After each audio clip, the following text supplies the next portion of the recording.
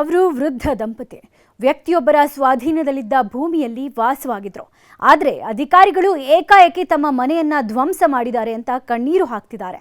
ನ್ಯಾಯ ಸಿಗೋವರೆಗೂ ಧರಣಿ ಮಾಡ್ತೀವಿ ಅಂತ ಹೇಳ್ತಾ ಇದ್ದಾರೆ.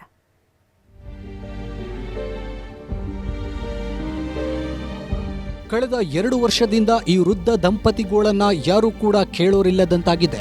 ಮನೆ ಕಳ್ಕೊಂಡು ಕಚೇರಿ ಅಲಿತಿದ್ರು ಯಾರೊಬ್ಬರು ಕ್ಯಾರೆ ಅಂತಿಲ್ಲ. ಸ್ವಾಮಿ ನಮ್ಮ ಮನೆ ಕೆಡವಿದ್ದಾರೆ, ನ್ಯಾಯ ಕೊಡಿಸಿ ಅಂದ್ರೂ ಸ್ಪಂದಿಸ್ತಾ ಇಲ್ಲ.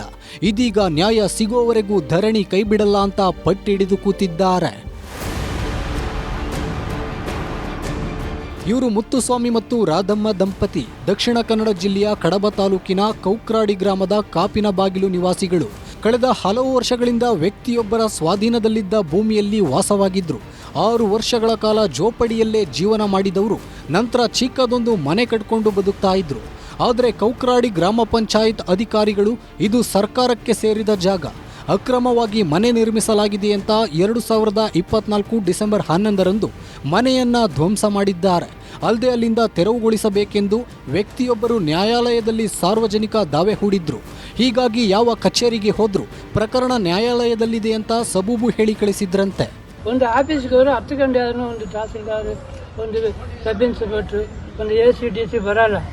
5 ಗಂಟೆ 6 ಗಂಟೆಗಳ ಬಂದು ನಮ್ಮನ್ನ ಎಲ್ದು ಹೊರಗಡೆ ಹಾಕಿ ಈ ಥರ ಉಲ್ಲಂಘನೆ ಮಾಡಿ ನಮ್ಗೆ ಇರೋಕ್ಕೆ ಜಾಗ ಇಲ್ಲದೆ, ಮನೆ ಇಲ್ಲದೆ, ನೀರಿಲ್ಲ. ಇವತ್ತು 1 ವರ್ಷ 2 ತಿಂಗಳು ಆಗ್ತಾ ಬಂತು, ಮಳೆಗೂ ಜಾಗ ಇಲ್ಲ.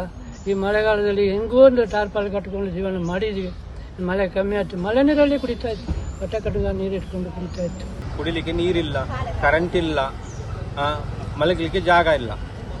ಈ ಮನೆ ಹೊಡೆದಾಕಿದ ನ್ಯಾಯ ಕೇಳಲಿಕ್ಕೆ ಬಂದರೆ ಈಗ ನ್ಯಾಯ AC ಅವರಿಗೆ 1 ತಿಂಗಳ ಮುಂಚೆವೇ ನಾವು ಲಿಖಿತವಾಗಿ ಬರೆದು ಕೊಟ್ಟಿದ್ದೇವೆ. ನ್ಯಾಯ ಸಿಗುವವರೆಗೂ ಇವರಿಗೆ ನ್ಯಾಯ ಸಿಗಬೇಕು, ಮನೆ ಕಟ್ಟಿ ಕೊಡಬೇಕು, ಆದ ನಷ್ಟ ಪರಿಹಾರ ಕೊಡಬೇಕು. ಅದಕ್ಕೋಸ್ಕರ ನ್ಯಾಯಕ್ಕಾಗಿ ಹೋರಾಟ ಮಾಡಿ ಕುತ್ಕೊಂಡಿದ್ದೇವೆ, ಧರಣಿ ಕೂತಿದ್ದೇವೆ. ಕಷ್ಟಪಟ್ಟು ಕಟ್ಕೊಂಡಿದ್ದ ಮನೆ ನೆಲಸಮ ಆದರೂ ಅದೇ ಜಾಗದಲ್ಲೇ ವಾಸ ಮಾಡ್ತಿದ್ದಾರೆ. ಆದರೆ ಕಾಟ ಮಾತ್ರ ತಪ್ಪಿಲ್ಲ. ಹೀಗಾಗಿ ಆ ಜಾಗವನ್ನ ಉಳಿಸಿಕೊಡುವಂತೆ ವೃದ್ಧ ದಂಪತಿ ಮಕ್ಕಳ ಜೊತೆ ಧರಣಿಗೆ ಕೂತಿದ್ದಾರೆ. ಇವರ ಬೆಂಬಲಕ್ಕೆ ಬಿಜೆಪಿ ನಿಂತಿದ್ದು ಸರ್ಕಾರದ ವಿರುದ್ಧ ಕಿಡಿಕಾರಿದ್ದಾರೆ. ವೃದ್ಧ ದಂಪತಿಗಳಿಗೆ ಸರ್ಕಾರ ಅನ್ಯಾಯ ಮಾಡಿದೆ ಅಂತ ಮಾಜಿ ಶಾಸಕ ಸಂಜೀವ ಮಠಂದೂರು ಗುಡುಗಿದ್ರು. ಒಂದು ಸರ್ಕಾರಕ್ಕೆ ಏನಾದರೂ ಸ್ವಲ್ಪ ಆದರೂ ಕಳಕಳಿ ಇದ್ದರೆ, ಇವತ್ತು ಈ ಕರ್ನಾಟಕದ ಇವರು ಮತದಾರರು, ಕರ್ನಾಟಕದಲ್ಲಿ ಹುಟ್ಟಿ ಬೆಳೆದವರು, ಇಂಥವರಿಗೆ ಇವತ್ತು ಒಂದು ನೆಲೆ ಇಲ್ಲದಾಗಿ ಇವತ್ತೊಂದು ಸರ್ಕಾರ ಮಾಡ್ತದೆ ಅಂದರೆ ಬಹುಶಃ ಆ ಸರ್ಕಾರ ಇವತ್ತು ಬಡವರ ಬಗ್ಗೆ ಯಾವ ರೀತಿ ಒಂದು ಕಾಳಜಿಯನ್ನು ಇಟ್ಟುಕೊಂಡಿದೆ ಅಂತೇಳಿ. ಒಟ್ನಲ್ಲಿ ತಮಗೆ ಮನೆ ನಿರ್ಮಿಸಿ ಕೊಡೋವರೆಗೂ ಸಹಾಯಕ ಆಯುಕ್ತರ ಕಚೇರಿ ಮುಂದೆ ಧರಣಿ ಮಾಡಲು ಕುಟುಂಬಸ್ಥರು ನಿರ್ಧಾರ ಮಾಡಿದ್ದಾರೆ. ಈ ಬಗ್ಗೆ ಸಂಬಂಧಪಟ್ಟ ಅಧಿಕಾರಿಗಳು ಕ್ರಮ ಕೈಗೊಳ್ತಾರಾ ಇಲ್ವಾ ಕಾದು ನೋಡಬೇಕಿದೆ.